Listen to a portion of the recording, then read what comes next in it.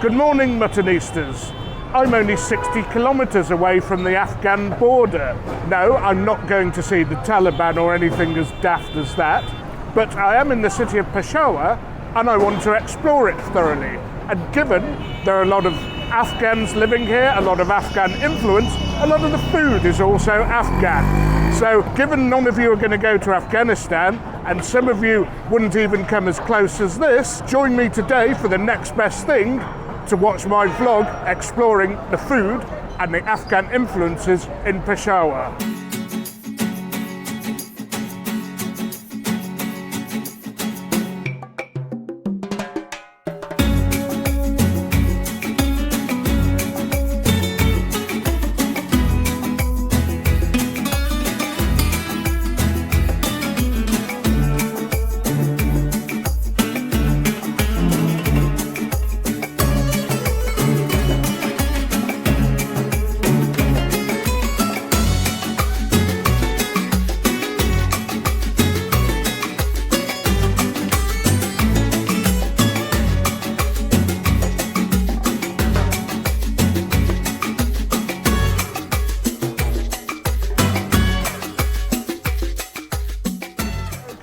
Straight into action today, no messing about, and our first stop is at our Ghul's, Rahman Ghul's rice shop, where we are going to try a local classic Peshawari pulao or Peshawari rice. In a previous video we tried Kabuli pulao, the Afghan version.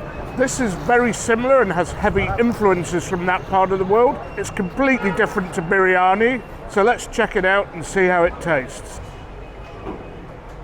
This place, and Shahid's taken me here, is phenomenally popular. I mean, look at the boys all queuing up for their rice here. They make so much of it though, we don't have to worry about there not being enough left for us. We are now at Rahman Ghul Rice Peshawar. This place is built in 1980. 1980. This is a very famous shop of rice from Peshawar, Peshawari chawal. Okay. And do they only serve one thing here? Is there only one dish available here? Yeah, it's only one dish available, which is a specialty. Okay, yeah. So people come here just for the one thing, for the rice.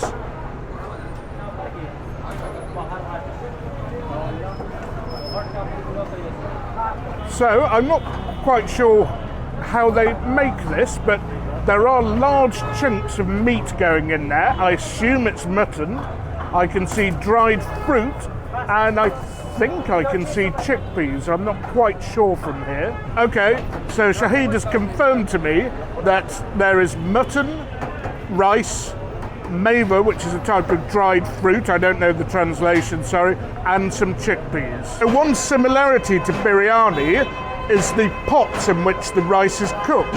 Obviously the cooking process is completely different, so of course the idea is to get the rice to infuse and absorb all the other flavours of the fruit, the chickpeas, the mutton, and any spices they put into the mutton. But I don't expect this to be particularly spicy.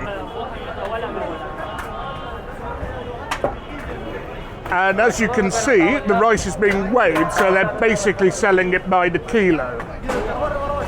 And again, it looks as if people buy tickets from the cashier and then queue in a bit of a scrimmage to hand their tickets to those serving the rice to collect their dish. And the seating is very traditional and it's a bit of a full house here, but we have kindly been offered a plastic chair by some gentlemen who were holding court outside. A piece of mutton. Quite a fatty piece. What a tender piece of mutton that is. Unlike the Kabuli pilau, the meat here is very slightly spiced, and I think that's an improvement on the Kabul style pilau. Also the chickpeas, the dried fruit not as sweet as in the Kabuli pilau, and the mutton is much more tender. So for me, this dish over the Afghan style pulao actually wins hands down, even though there are an awful lot of Afghan influences in this dish. Anyway, I'm going to crack on with this because this is absolutely delicious. I've literally starved myself before having this, so I'm going to make a sizable dent into this rather generous portion. Now folks, you often hear me harking on about rice, and rice being dangerous if it's stale, if it's been left around, particularly if it's been reheated. But here you can be absolutely assured that is not the case. Now I showed you the big pots in which they cook the rice, and every day they get through about 25 of those, and if you don't believe me, these are just some of the pots that they've already sold today. So as always, a high turnover means everything is fresh to order.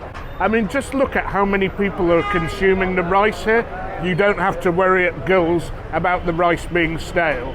If you come at 3 in the afternoon, it's so crowded your cheek might jowl and can hardly move. That really is how popular it is. But I can tell you something, that rice was absolutely delicious. And I could have easily eaten all of that plateful, it was that good. However, because we've got more places to go to, more things to try, I just ate half of it. And on that note, Muttonistas, let's move on to the next place.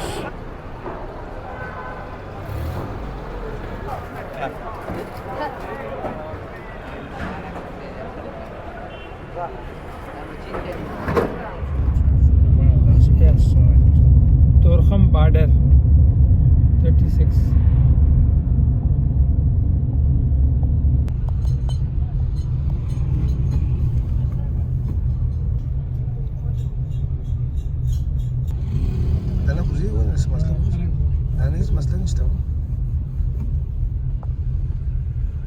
A little break from the food and drink and the eating. We are now at somewhere called the BAZAR Gate, which is the gate to Peshawar, or if you go the other way, the gate to the road to Afghanistan and the Khyber Pass. Many of you will be familiar with the Khyber Pass because of the history of the British Army fighting with various tribes and Afghans, and of course in more recent times the struggles with the US military and the Taliban and others, smuggling, and of course the traffic of arms and drugs. Now I can assure you this is the closest I am going to get to Afghanistan. I might be adventurous, but I am not suicidal. And it is a pretty impressive structure. And there in the distance we have the Spingar Mountains. That is where the Khyber Pass passes through to Afghanistan. And just think of all that history, of all the battles and all the troubles over the years. This is as history as rich as it gets, Muttonistas. And I have to say, for all the bad rap that this area gets, yet again, local chap, very, very keen to help us and give us information. And apparently, this is actually a newish gate, built in 1963 by President Muhammad Ayub Khan, and there was an older gate here before that. Anyway, we've been advised not to hang around here for too long, because we are in what they call the tribal areas now, so we're going to nip back in the car and head back into Peshawar for some further refreshment. So we're still in the tribal area at the edge of Peshawar, a slightly less fraught area, and we've stopped for something to eat, a local speciality which I think is called dumpo, but I'm not exactly sure what that is, so I'm going to get Shahid to explain it. And as you'd expect in this area, everything has a heavy Afghan influence, from the style of cooking, to the hats, to the clothes, to everything. So I've discovered that this dish, dumpo, we're having, it's an Afghan dish, it's an Afghan mutton and potato preparation. So it won't be spicy. Whether I'll like it or not, well, only one way to find out. So it's shoes off here and sitting on the floor, none of my creature comforts. Not my favourite style of eating, but to try such an authentic experience as this, it has to be done.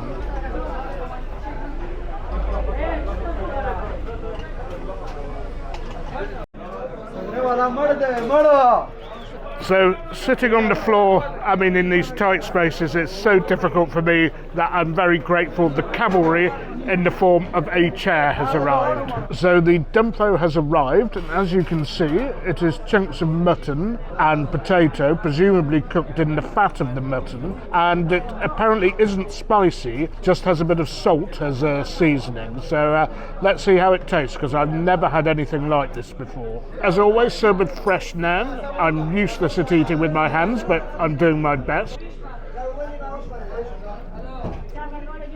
That's very rich and meaty, very heavy, and what you're tasting there is pure mutton. Not too many herbs, no spices, just a bit of salt. I must admit I do prefer spice with it, but it is still pretty tasty.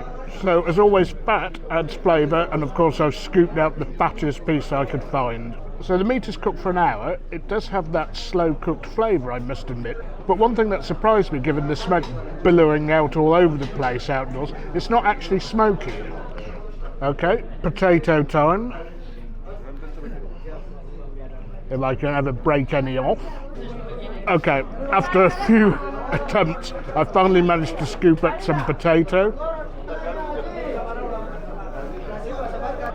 And I have to say, actually the potato is the highlight of the dish, because it is absolutely swimming in meat juices.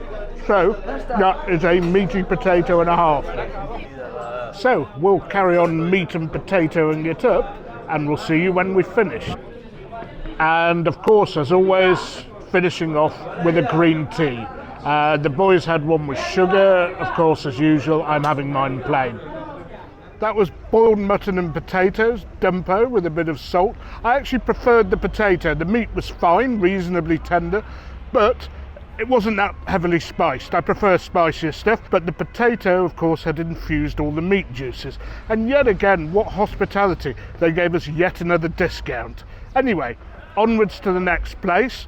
We're going to move back into the city after our little dabble on the road towards Afghanistan, and I believe, amongst other things, possibly juice and lassi are on the menu. Hey folks, a bit further into the city centre, but still with an Afghan theme to it. We are now at the Afghan Sadaqat Juice Centre. Now, Afghanistan is apparently famous for its fruit juices, and these Afghan fruit juice shops, I think it might be a chain, seem to have cropped up all around the city of Peshawar. Now, I don't usually drink juice because it can give you a bit of a sugar spike, because any fruit that's juiced does have an awful lot of sugar in it. However, I've never tried it before, and I believe it's very famous. I'm going to try some pomegranate juice if they have it, but maybe just have half a cup, because I don't want to be feeling high on sugar all afternoon.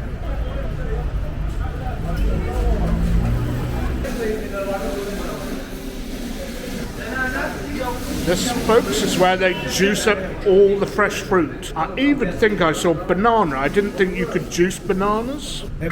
So they have strawberry juice? Yes. And what's that, apricot?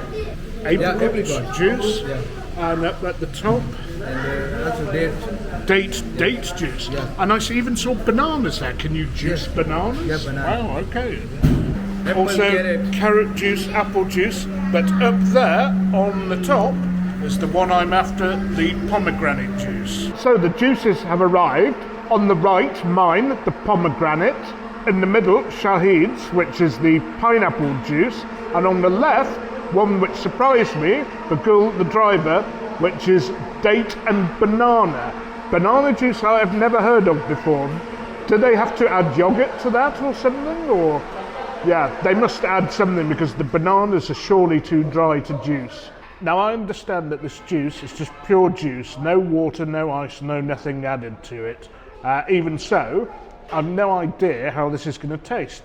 When I have pomegranate in food, and it's very popular in Middle Eastern and South Asian food, it has a hint of sweetness but a hint of sourness as well. So let's see how this one goes. Yeah, that's pretty good. It's not, obviously it will have a certain amount of sweetness, as all fruits would, and even some vegetables, but I love the sour finish that you get with pomegranates. We've got a couple more places for a couple of small items to go for this breakfast and lunch rolled together. with any luck tonight, we may well get an invite to go to somebody's house to have barbecued fish. Okay, next stop, we are now at a place called BAZAR in an underpass underneath the road. This is an area heavily populated by Afghan migrants, and we're going to try one of their famous snacks called mantu. So, mantu are small boiled mutton dumplings.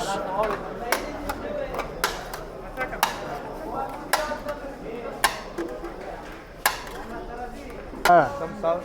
So now they add salt, yogurt, and a tomato sauce, would that be? Sometimes people like chips, and their top secret blend of spices, which apparently makes their mantu special in this part of Peshawar.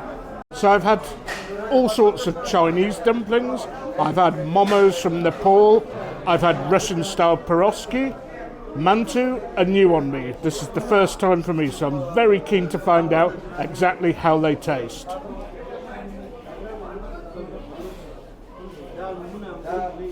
Little close-up, folks.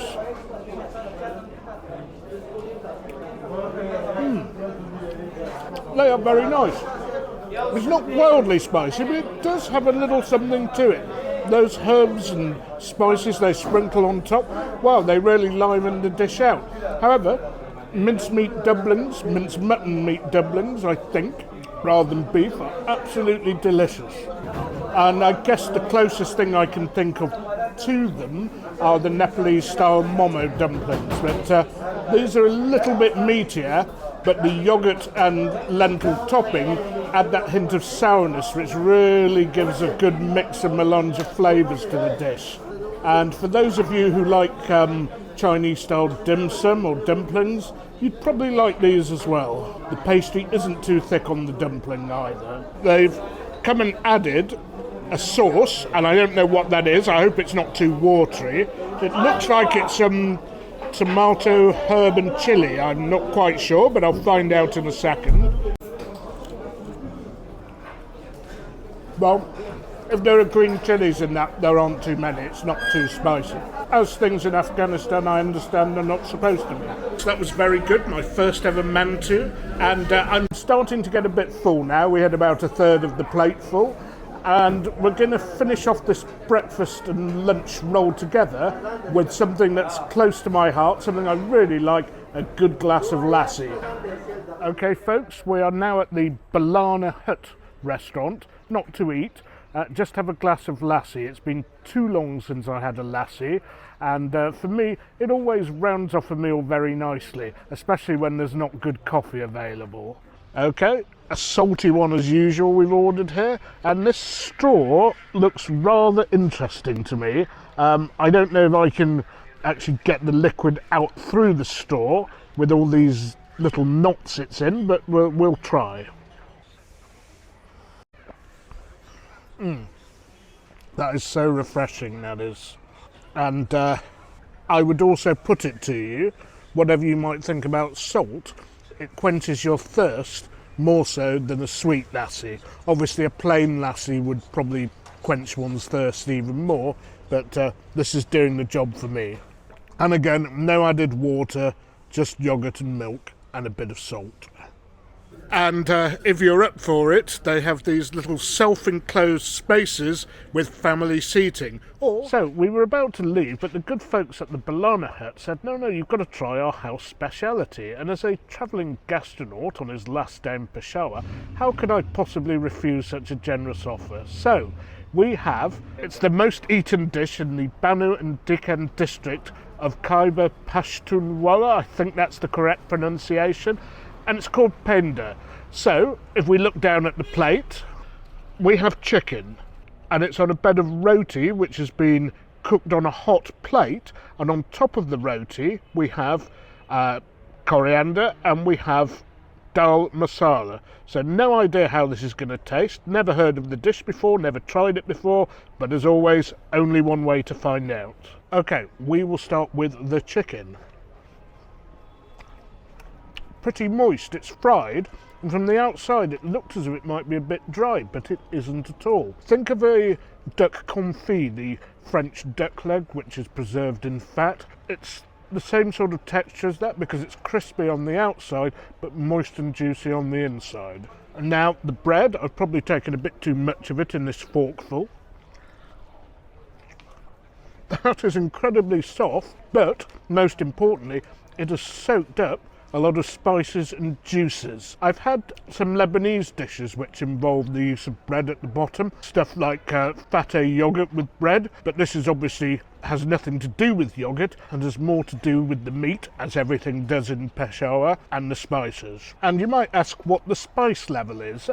There's a bit of spice to it. I can see something that looks like it's part of a chilli, but it's nothing ridiculously spicy. It's just meaty, wholesome, flavoursome, and most importantly, not overcooked, so the chicken is juicy.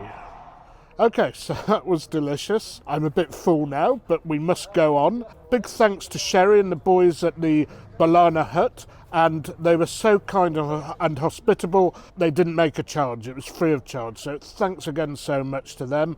I recommend you come here if you're visiting Peshawar. Anyway, onwards and upwards. Let's see if I've got any room for anything else that's coming a bit later. I don't think I'm getting much of a break this afternoon. And what a day. It was a great day, from going to the gate of Kabul and the edge of the city, or the gate of the Khyber Pass, and then trying the Afghani style karahi, the mantu, the dumplings, but the star of the show was probably the Peshawari pulao at the beginning of it. So Pakistan in itself is a very different place, and then there's Peshawar, which again is different in its own league. I recommend you come here if you come to Pakistan. Next best thing, of course, watch my videos. Anyway, I'm going to love you and leave you. Bye for now. Don't forget to like, share and subscribe. And until next time, don't forget, you can't beat a bit of mutton.